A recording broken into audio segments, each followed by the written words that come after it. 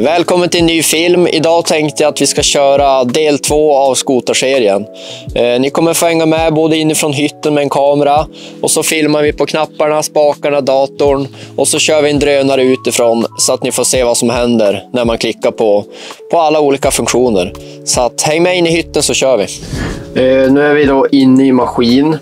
Och jag tänkte att vi börjar med den här lilla panelen. Vi går väl inte igenom allt, men vi går väl igenom de viktigaste. Här har vi huvudströmbrytaren. Det är som jag sa i första videon, så finns det ju en manuell där ute också. Men det här är liksom den digitala som vi använder. Så att den manuella där ute är alltid på on, och så sköter vi via den här och nyckeln. Så att nu är den ju igång då, men där stänger man av den innan man får hem. Eller startar den när man kommer. Här har vi start av maskin, så vi klickar där. Och startar maskin. Här har vi dieselvärmaren. Steg ut och steg in.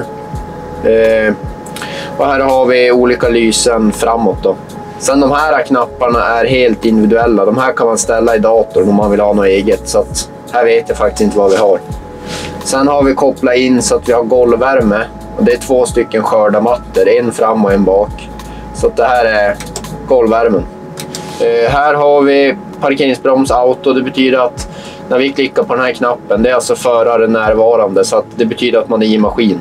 Nu när den här är röd så kan ingenting hända om jag rör på någonting.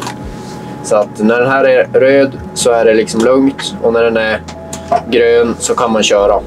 Och då är den här grön så åker alla stegar in automatiskt då. Här har vi klimatanläggningen. Samma som på skördar. Bara ställa vilken grad man vill ha. Vi kan väl säga också innan vi vänder bakåt att det finns ju 2 dataskärmar. En lite mindre framåt och så har vi en större pekskärm bakåt. Så vi vänder oss och så tar vi bakåt. Här har vi då dataskärmen bakåt. Det är väl egentligen väldigt lite på en skotare. Men det finns ju liksom lite olika grejer att kolla på. Så att när man har, nu har vi precis flyttat så vi har inte kört någonting här. Men här ser man hur mycket kubik man har kört och hur många last man har kört.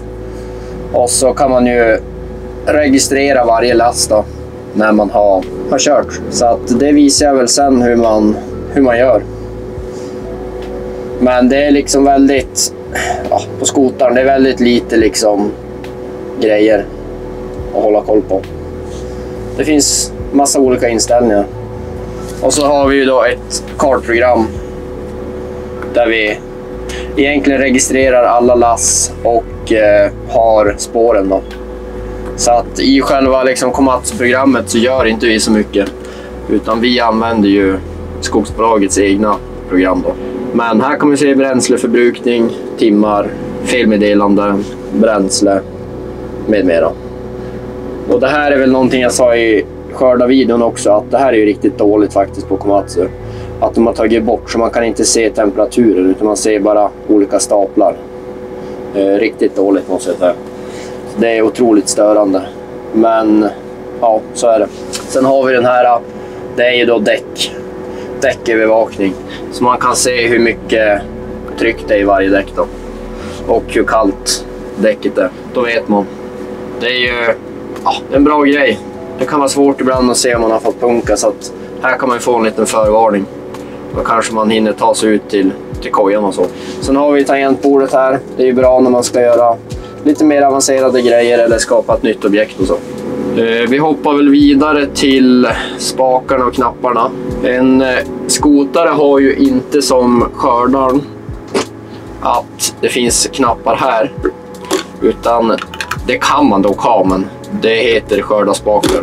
Det här är skoterspakar. Så att här har vi egentligen bara 2 spakar. Och så har vi vipporna här. Vi ska visa de funktionerna sen. Men vi kan ju börja med de här då. Då har vi den klassiska dataknappen. När den är blå, då kan man styra muspekaren så här. Det här är ett vanligt grej om man kör skördaren och så har man klickat i den här. Då börjar alla knappar att betyda någonting annat. Så att är det någonting som inte funkar så är det ofta att man har den här knappen aktiverad. Sen alla de här knapparna är individuella. Du kan ha vad du vill på dem. Så att det är ingenting vi måste gå igenom. Och så på 1, 2, 3, 4 har vi olika virkes. Så att när du ska registrera virke gör du det här. Nu är vi inte inne på något objekt. Vi har bara tomt objekt så att det finns inte. Men har du kört tall så klickar man här. Grantimmer, massa. Ja, och så pilar man upp då. Så att det är liksom inget konstigt med det. Sen har vi hög- och lågväxel. Farthållare. Här har vi en vakuumsug till hydrauloljan. Så att om det har gått en slang och man ska byta, då stänger man av maskin och så kör man på den här. Då suger den tillbaka all hydraulolja. Så att då läker det inte så mycket. Här har vi till stereon. Här har vi arbetsbelysning. Finns det olika steg beroende på hur länge man håller. Belysningen i hytten. Tuta. Blinkers. Framåt, neutral, bakåt. Här har vi vanlig arbetsvarv. Det är alltså att du håller den på en visst. Vi säger att vi håller den på 1600. Här har vi eco arbetsvarv. Det är att du kan ha förinställt så att det blir lite mindre. Och här har vi automatiskt. Då ligger den på ett grundarbetsvarv. Men när man gasar så ökar arbetsvarvet då. Sen har vi individuella knappar här som man kan ställa. Samma här. Så det är egentligen inget konstigt. Jag tror vi har någon backkamera och grejer här. Vad har vi mer då? Vi har de här knapparna. Det är väl kanske det man använder lite mer på en skotare. Här har vi diff fram, diff bak. Båda så fulldiffar ju då. Sen har vi stolsbrytaren om man vill köra runt stolen. Här byter man mellan programmen. De här plus och minus tror jag inte vi har någonting på faktiskt. Sen har vi skift. Så klickar du in den och någon annan så kan det bli en annan funktion på dem. Vindrutetorkare, spola vätska, plus och minus. Jag tror att det här är kranhastigheten har vi inställt på. Sen här har du hyttnivelleringen manuellt. Det betyder att den åker ner igen. Så att om du har kört automatiska hyttnivelleringen och så vill du ha ner den, typ när man ska åka hem, då klickar man på den här. Då sjunker hela hytten ner. Så att hyttfjädren tänker att vi ska visa sen hur den åker upp när vi har drönaren ute. Men det är alltså den här. Och så är det ju en ny funktion nu, även att det är hytt-tilt. Det är inte bara nivellering. Så att då tror jag man håller in skift och så kör man på den här. Då blir det den funktionen. Här har vi ju även 3 stycken pedaler. Den här är ju broms. Aldrig något man använder. Men den finns där i alla fall. För det blir att så fort man släpper gasen så bromsar den av sig själv. Här har vi gas. Och så här har vi växelväljare. Så att om du har lagt i fram manuellt säger vi. Och så klickar du på den här, då blir det back. Så du byter helt enkelt växel på den här. Det är någonting man använder väldigt ofta. För ofta vill man inte släppa fingrarna från spakarna utan man sitter och klickar på den här. Vi kör väl upp drönaren och så visar vi lite grann hur de här knapparna och spakarna funkar helt enkelt. Ja, då är ju maskinen igång nu. Men som ni ser på stegen, när jag klickar på den här så kommer allting åka upp automatiskt. Så nu är vi egentligen redo att köra. Allt är grönt här. Och det man kan göra då är ju det här med hyttfjädringen. Då klickar vi på den här automatiken. Då kommer ni se att hytten åker upp. Den här idén uppkom för några veckor sedan. Jag var här och skottade och så kom jag på att jag hade en skopa för mycket. Jag har köpt en ny tandskopa. Så... Tjena! Albin. Trevligt.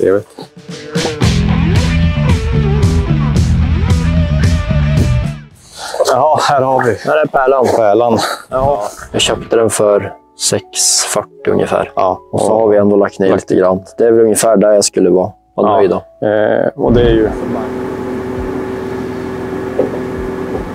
Så. Nu vet jag inte om ni ser här på skärmen att den här gröna pilen som går över hytten. Det betyder att även hytttilten är på. Om vi håller in skift och så klickar vi på den här knappen. Nu är bara hyttnivelleringen på. Det vill säga upp och ner. Så här är även tilten på. Så att det är så här man vill köra. Ja, då tänker jag väl att vi börjar med kranen. Och så kör vi lite lastred också. Som ni ser kanske så är även maskinen tillbaka från servicen nu. Så att lastredet vart ju målat. Rutorna är omtonade och maskinen är tvättad. Nu har vi kört en vecka så att den har ju hunnit bli lite skit, men det var riktigt bra. Nu kör vi igång då. Då börjar vi med att klicka på den här arbetsvarv. Nu har vi 1550 arbetsvarv. Det här är då på min gubbe och jag har ju inte kört skotare på väldigt länge, ska tilläggas. Det är nog ett halvår sedan kanske. Så att hur den här gubben är inställd vet jag inte riktigt. Sen kan vi klicka på den här C1. Det betyder att det kommer stå SC där. Det betyder Smart Crane. Och det är ju då att ni ser att nu kör jag bara den här spaken och utskjutet förut också. Även kallat IBC på John Deere. Och klickar jag ur Smart Crane på C1 så ser ni att bara vippen far. Då får man köra utskjutet manuellt. Så att vi börjar väl med spakarna. Här har vi då höj och sänk på bommen. Drar jag den bakåt lyfter sig kran. Framåt så sänks den. Och drar jag den här åt sidan så är det rotator åt olika håll. Och vippan här är gripen, öppna. Stäng. Här kan det vara ett tips som jag har lärt mig från min gamla chef. Att man ska inte ha gripen för snabb. Den ska inte vara för aggressiv på stäng, för då slår man sönder gripen. Så att där kan man ha lite mindre hastighet och lära sig köra med det. Kanske någon ramp också om man vill det, men det ska liksom inte smälla igen så att det hörs i grannbyn. Och sen på vänsterspaken har vi då här stickan ut och in. Och så på sidan har vi kransväng då, höger, vänster. Och så på vippan här har vi då manuellt utskjut. Då blir det att när man kör med den här Smart Cranen då, som jag bockar in nu, så behöver man inte använda det här utskjutet. Utan det blir ju en kombo mellan de här två. Sen kan det ibland bli vid något specialfall om det är något träd eller man ska förbi att man kan köra på manuellt då. Men ofta så använder man inte det. Och det funkar ju bra på skotaren också, så att det är inget som behövs. Sen har vi stolparna. Kan vi köra upp och ner. Och då är det så att de har vi högersidan på de här, upp, ner, vänstersidan här, upp, ner. Så att då kan vi klicka där, så åker de upp.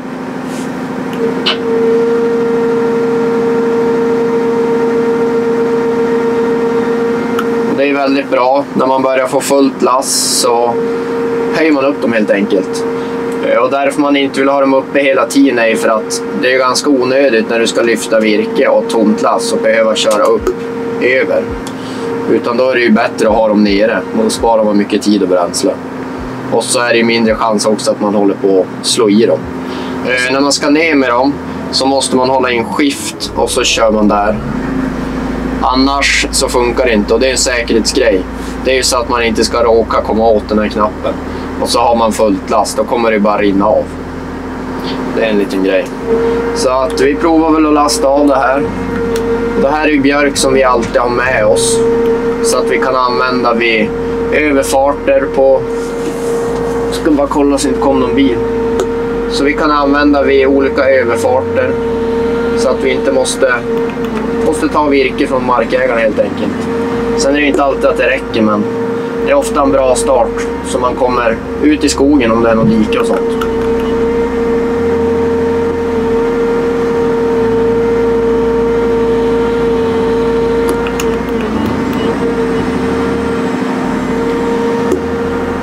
Jag tänker er att vi också ska visa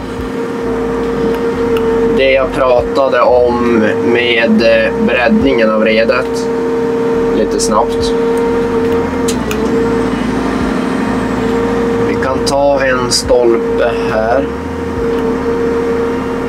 Nu ser man kanske lite bättre, men då är det alltså, nu är det ju slutavverkningsrede. Och så ska man in med det i gallring. Så får man lyfta upp dem lite grann så där. Och så kör man och vickar dem så här. Och så åker de ner. Så då är det gallringsrede. Det är väl kanske inte optimalt. Jag hade egentligen velat ha ett rede som man skjuter in och ut en grej i manken liksom. Men ja, nu är det så här och det här är det bästa som finns då att välja på tycker jag. Jag gillar inte loadflex i gallring. För då är det som, antingen är det jättesmalt om du kör gallring eller så blir det väldigt brett i slutavverkning. Man kan inte ha någonting liksom mitt emellan. Och i halvläget så blir det lite som ett V så här. Det blir bredare uppe. Och det är ju precis tvärt emot som man vill ha i gallring. För det är väldigt lätt när lasset vickar att det blir nog brett redan i topp. Så då kan man stamskada en del. Ja, sen har vi bara de här vanliga då. Fram, bak. Ingenting mer, tror jag. Som sagt, skotern är ju ganska enkel rent knappmässigt och datamässigt om man jämför med skördan. Vi har den här lilla ratten. Det är man styr. Om man har på högväxeln så svänger man med den här. Konstigt påhitt. Men det var ju bra att de gjorde så här istället för en stor ratt där fram. Det tog upp ganska mycket space. Så att jag tror att vi är klara här inne. Så vi hoppar väl ut och så kör vi nästa avsnitt.